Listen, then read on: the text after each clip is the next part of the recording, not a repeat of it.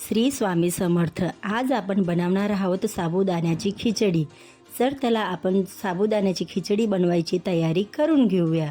तर त्याच्यासाठी मी इथे 1 वाटी साबुदाणा रात्रीच भिजवून घेतला होता, जो चांगला भिजला आहे। आता आपण शेंगदाणे घेऊया। शेंगदाण्यांना आपण चांगलं भाजून घेऊया। त्याच्यासाठी मी कढाईमध्ये शेंगदाणे टाकलेले आहे। आता आपण त्यांना चांगले भाजून घेऊया। शेंगदाणे चांगले भाजले की त्याचा खमंगपणा साबुदाण्यामध्ये येतो। हे पहा, आता शेंगदाणे भाजणं झालं आहे। आता आपण बटाटे घेऊया। त्यांना कट करून घेतलेले आहे, कुकरमध्ये टाकले आहे। आता आपण त्यांची वाफ काढून घेऊया। त्याच्यासाठी 3 शिट्ट्या मी कुकरच्या घेईल। आता आपण शेंगदाणे आणि हिरव्या मिरच्याचं कूट तयार करून घेतलेलं आहे, जे तुम्ही पाहू शकता। थोडं जाडं मोठंच ठेवायचं शेंगदाणे आणि मिरच्याचं कूट।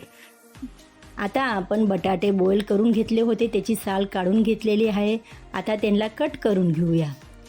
आता आपण कढाईमध्ये 2.5 टेबलस्पून तेल टाकूया। त्याला आपण चांगलं हाय फ्लेमवर गरम करून घेऊया। तेल चांगलं गरम झालं की आपण त्याच्यामध्ये साबुदाणा आणि त्याचं मिश्रण ॲड करूया। त्याच्यासाठी सगळं साबुदाणा, शेंगदाण्याचं कूट, मिरचीचं कूट सगळं एकत्र करून घेऊया।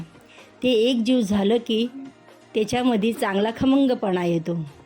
सगळं एकजीव झालं की त्याच्यामध्ये आपण स्वादप्रमाणे मीठ ॲड करूया। तुम्ही पाहू शकता सगळं एकजीव झालेलं आहे। त्याच्यामध्ये आपण मीठ ॲड केलं आहे।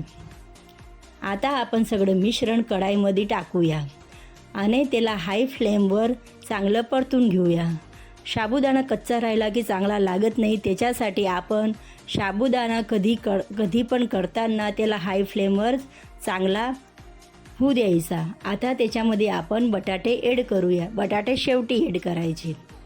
आता आपला साबुदाणा आपण चांगला एकजीव करून घ्यावा, परतून घेऊया व्यवस्थितपणे।